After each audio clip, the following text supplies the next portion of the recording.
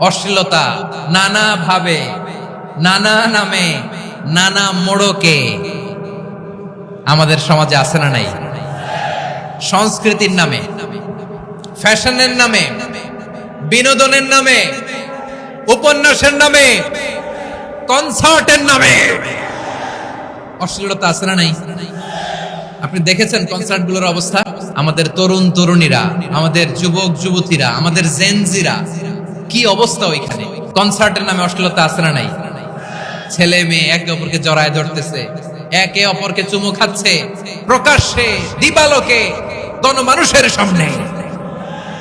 আল্লাহ তাআলা এই অশ্লীলতা থেকে আমাদেরকে বেঁচে থাকতে বলেছেন। রূপালী জগতের নামে অশ্লীলতা আছে না নাই? এই টার্মটা আপনারা জানেন না? রূপালী জগৎ কি জগৎ? আসলে কি রূপালী জগৎ না অন্ধকার জগৎ? আমার বোনেরা, আপনাদেরকে যে কি বলে তারা বুঝায়, রূপালী জগৎ শুনেই আপনি ভরকে যাবেন না। রূপালী জগতে যে নারী যত বেশি উলঙ্গ, সে নাকি তত বেশি সাহসী।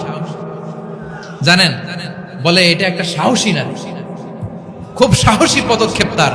যত বেশি শরীর থেকে কাপড় নামাতে পারবে, যত বেশি বস্ত্রহীন হয়ে নিজেকে প্রেজেন্ট করতে পারবে, সে নাকি তত বেশি সাহসী। আমার চট্টলার ভাইয়েরা, শয়তানের প্রথমে এজেন্ডা ছিল বনি আদমকে বস্ত্রহীন করা।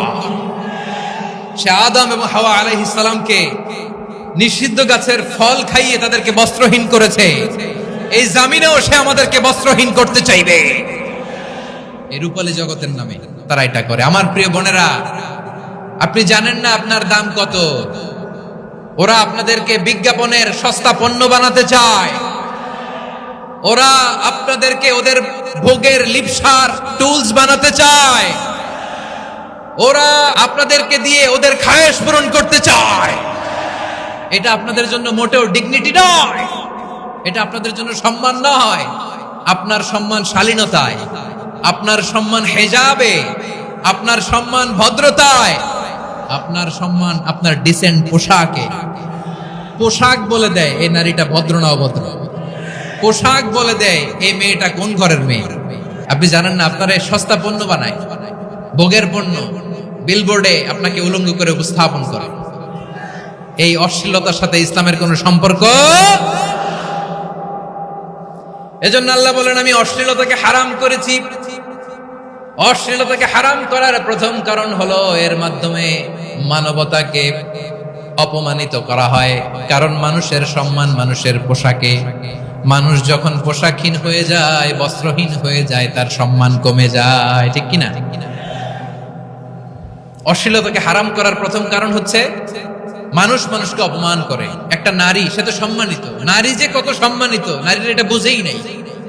বিশ্বনবী বলেন, আদ-দুনিয়া কুল্লুহা মাতা ওয়া খায়রু মাতা'আদ দুনিয়া আল মারআতুস সালিহা। আমার বোনেরা, 5টা প্যান্ডেলে আপনারা এলইডিতে আমার আলোচনা শুনছেন, আমি জানি। আপনাদের এই গর্ভ যে কত দামি আপনি জানেন না। আপনার পেট থেকেই আসবে আগামী দিনের সালাহুদ্দিন আল আইয়ুবী। আপনার পেট থেকেই আসবে অনাগত দিনের ইমাম মাহদী আল মুনতাদর। আপনার পেট থেকেই আসবে অনাগত দিনের ফয়সাল, ওয়াসিম, মুগ্ধ, আবু সাইদের মতো বীর যোদ্ধা।